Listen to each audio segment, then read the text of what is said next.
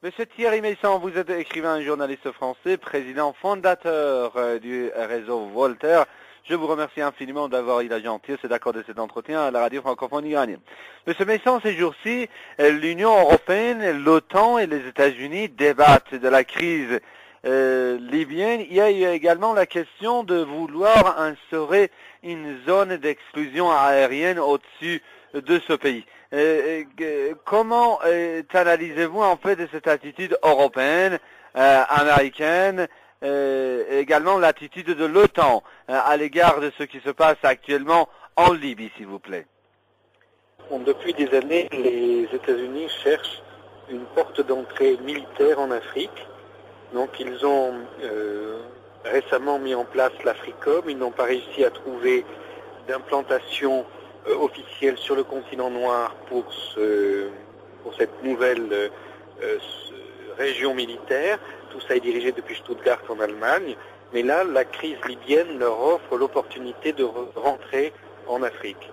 Donc ils ont facilité la transformation de cette insurrection tenant les deux camps à la fois. Ce sont les Israéliens qui fournissent du conseil et des armes au colonel Kadhafi, tandis que les Saoudiens soutiennent les insurgés. Mais le but, c'est d'arriver à une crise suffisamment importante pour justifier une intervention étrangère.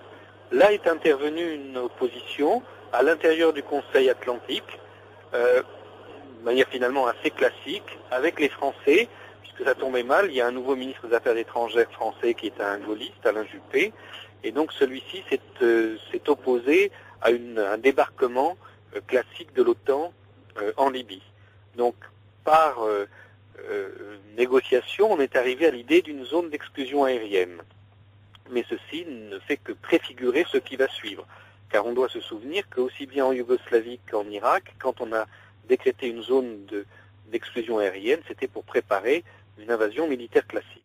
Là, vous faites allusion à quelque chose, en fait, à un point intéressant. Vous parlez en fait du soutien apporté par l'Arabie Saoudite et des Saoudiens aux insurgés. Quel est l'intérêt de l'Arabie Saoudite de soutenir et d'appuyer les insurgés? C'est une répartition des rôles. Il faut soutenir les deux camps en même temps pour que ça devienne une guerre civile. Alors les Saoudiens ont quelques relais à l'intérieur de certaines tribus en Libye, mais même s'ils n'en avaient pas, ils trouveraient une occasion de le faire. D'un côté, on a les Israéliens, de l'autre côté, les Saoudiens. Ce qui compte, c'est que la tension atteigne son maximum. Ah, vous dites également que, en fait, l'objectif des Occidentaux était en quelque sorte depuis longtemps de trouver une porte d'entrée dans l'Afrique. Mais comment se fait-il qu'actuellement il y a des divergences entre ces pays au sujet d'une intervention militaire en Libye? Par exemple, Barack Obama a dit qu'il pourrait être en fait favorable à une intervention militaire de l'OTAN en Libye, alors que, comme vous venez de le dire, la France exprime ses réserves sur ce sujet. Oui, alors, il y a des positions classiques entre les gaullistes et les atlantistes, mais il y a aussi le fait que les Français ont très bien compris qu'à la fin, les États-Unis rafleraient tout le pétrole libyen. Donc ils n'ont pas l'intention de participer à une opération militaire qui va en fait leur fermer l'accès à ce pétrole. Autrement dit, vous voulez dire que cette fois-ci, les Français se gardent en quelque sorte d'entrer dans une intervention militaire qui servira plutôt en fait les intérêts des Américains. Ce que je vous dis, c'est que pour la position française, elle est le fruit d'un consensus entre plusieurs groupes. Vous avez d'un côté les gaullistes qui reprennent la tradition que vous aviez vue avec Dominique de Villepin et Jacques Chirac de refus d'intervention occidentale dans cette région du monde.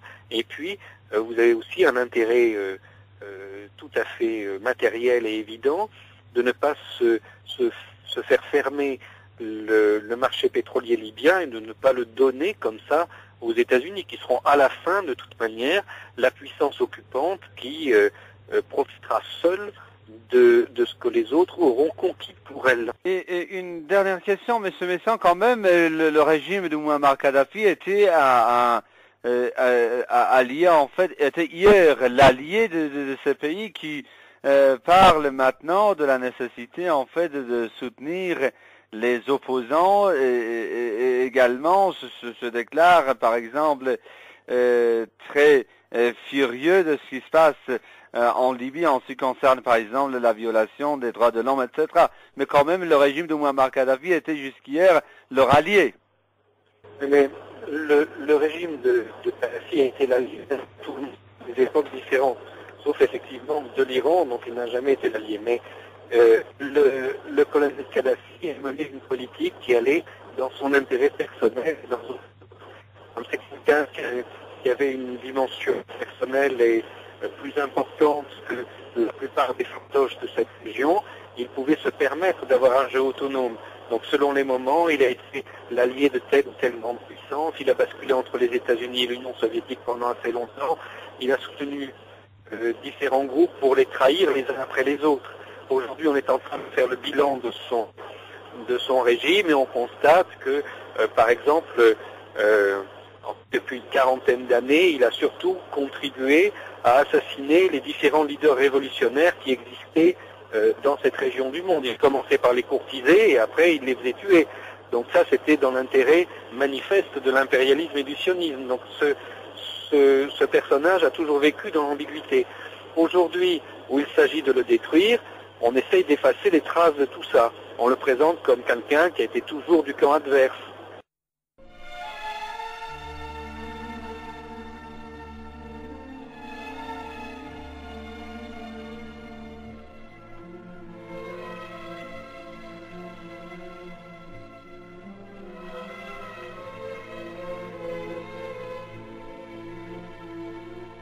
De l'horizon épique à l'horizon mythique.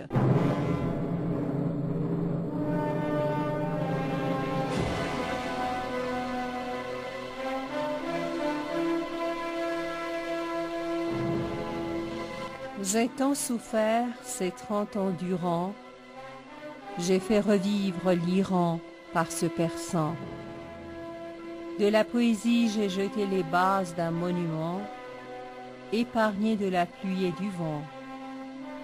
Je ne connaîtrai jamais la mort, puisque j'ai cultivé la semence de la parole.